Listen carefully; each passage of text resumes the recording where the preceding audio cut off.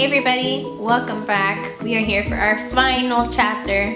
Finally, chapter 26. It is a nice short chapter to kind of tie up the last of our loose ends. And we'll go ahead and jump in. Here we go. Sunlight flickers across my eyelids, and slowly I open them. It's Saturday morning, and I'm supposed to help Mom clean the house. Ugh. But I do have my last swimming lesson today, and I'm excited. I get a certificate and everything. I can dive now. And hold my breath underwater for almost a minute. I can swim freestyle for 5 whole laps without stopping. I mean, I'm not going to go and join the swim team or anything, but at least now I don't freak out with the thought of water. And I made some new friends. In fact, tomorrow they're all coming over to my house to watch a movie and eat pizza. With a stretch and a yawn, I lie here for a second thinking about Monday. The first day of 7th grade. Summer's been good, even with being grounded. But I'm definitely ready for school to start. Mom offered to drive me, Finn, and Rocky as a first day of school treat, but they both said no. Rocky's riding with some of his football friends, and Finn's riding with his girlfriend. That's right, his girlfriend.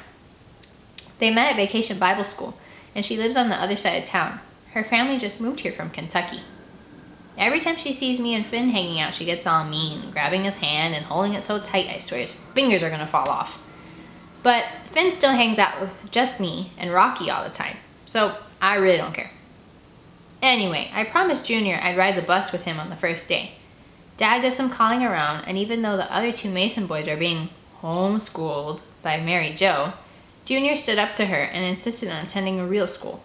So he and I are going to sit next to each other on the bus, and I'm excited about it. My walkie crackles. Annie, it's Rocky, over. With a grin, I pick it up. This is Annie, over. Beans is going to be here tonight, over. I sit straight up in bed, excitement bouncing all around inside me. I know, I can't wait, over. Be at my place at 8 tonight, over. I'll bring Pringles, over. Setting my walkie down, I bounce out of bed and nearly skip through all my chores. This is the first time we're all going to hang out together since our adventure. I can't wait to see Beans. He still had to move, but we talk on the phone all the time, and he seems happier at his dad's house. I'm glad for him, even though I miss him like crazy. That evening, Dad points his finger at me as I'm heading out the door. Do not go on the Bassinger's property. I won't, I promise. There's no way I'm going to risk being grounded again. I fully intend on calling Rocky's father to check up on you multiple times, he says. I laugh. Okay, Dad, I promise. Mom waves me off. Have fun. Be back by 10. I jump on my BMX and race over to Rocky's. I take the rope ladder all the way up to the treehouse. Finn, Rocky, and Beans are already here. I'm so happy Finn didn't bring his girlfriend. He's been pretty cool about that when there's scout stuff going on. There's a pizza box sitting in the middle of the treehouse and a real telescope set up next to the window. A cooler full of RC colas and some of Finn's homemade brownies with what look like coconut shavings on top.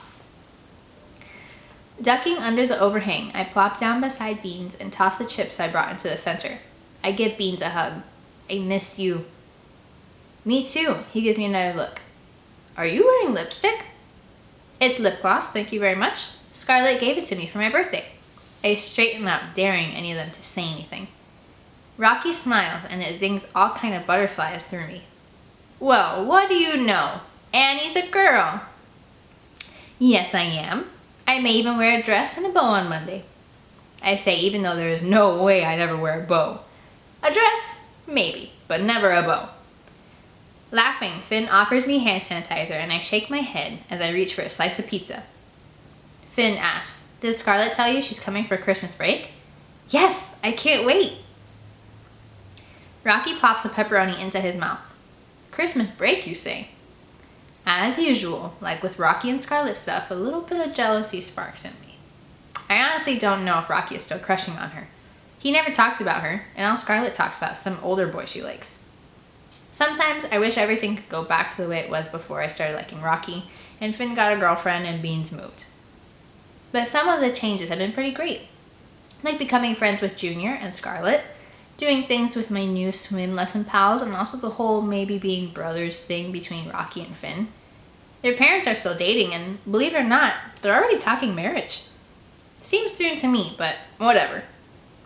They seem to really love each other. More importantly though, Rocky is excited about the idea of being stepbrothers with Finn. But back to Scarlett.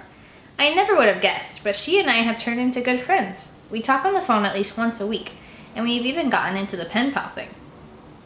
I saw Edge at the Dairy Queen last week, Finn says. I flipped him off. We all laugh. I tell them. And I saw him working out in Old Man Bassinger's field. He did not look happy. I think he got in worse trouble than we did. Beans reaches into his backpack and pulls out a copy of National Enquirer magazine. He opens it up to a dog-eared page. Have you guys seen this? Here's a grainy picture of a tall, long-limbed thing with a small head and big oval eyes. In the bottom right-hand corner is a photo of Mary Jo with a headline that reads, "My Abduction by an Alien." I've thought about that creature in the clearing, wondering if I actually saw an alien or not. I even asked my dad about it, and he just laughed it off. I couldn't tell if he was faking or not.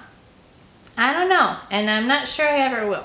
But for the 100th time since that weekend, I tell my friends, I told you I saw something standing in the clearing as we were walking away.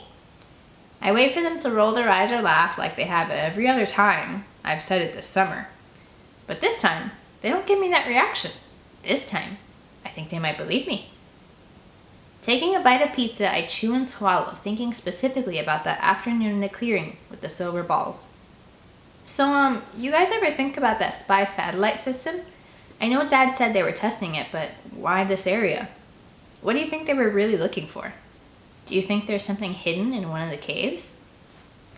I look at Rocky. Rocky looks at Finn. Finn looks at Beans. And then they all three look right at me. Though no one says it out loud, it's against all our parents' rules and restrictions. I know they're all thinking what I am. It's time for another Scouts adventure. The end. So Mary Jo apparently got abducted, but maybe she had that coming. So that is it. We finally reached the end of Scouts. Thank you so much again for joining me on this adventure, literally an adventure story. I never anticipated gaining some new friends along the way. Again, as I've stated before, this was just for my 5 friends during our quarantine. That never seems to end now. But so it really is a treat for me to know that I am able to do this for more people that are out there that are looking for just something fun to listen to. So stay tuned. I'm probably going to take another little break now that my winter break is over and I go back to my real life. But I do have another book I want us to start. I should have had it, but I don't. It's called Willa of the Wood. I highly recommend it. Super good. I'll have to show you next time. But stay tuned. Make sure that you are subscribed so that you get the notification 3 months from now when I post it. And I'll see you then. Bye guys.